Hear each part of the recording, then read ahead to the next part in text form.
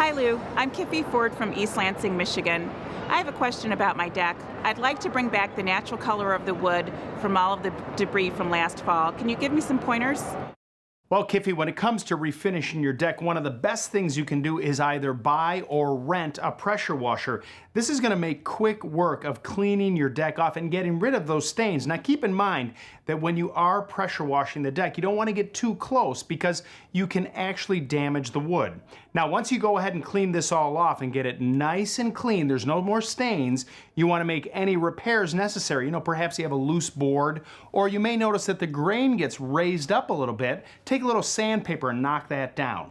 Wait a couple of days for it to dry off, and then my favorite mix is a linseed oil-based semi-transparent stain. You see, with a stain with a slight color, it soaks into the wood, and that's what protects the wood and keeps your deck looking great. Here's another question that came to us at HouseSmartsTV.com. George and Diane write, every room in the house we bought, except for the kitchen and baths, are covered with cheap paneling.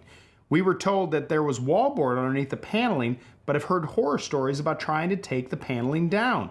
And have also heard horror stories about painting over cheap paneling. We need help. The darkness of the house is so depressing and we need a change.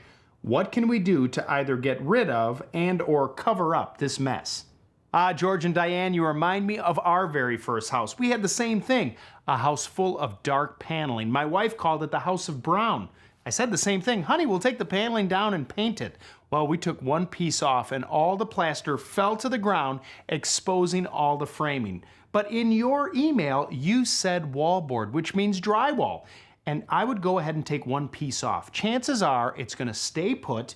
You'll just patch the holes where the nails were, then sand it, prime it, paint it, and you're done. You'll get that change and the walls will look great.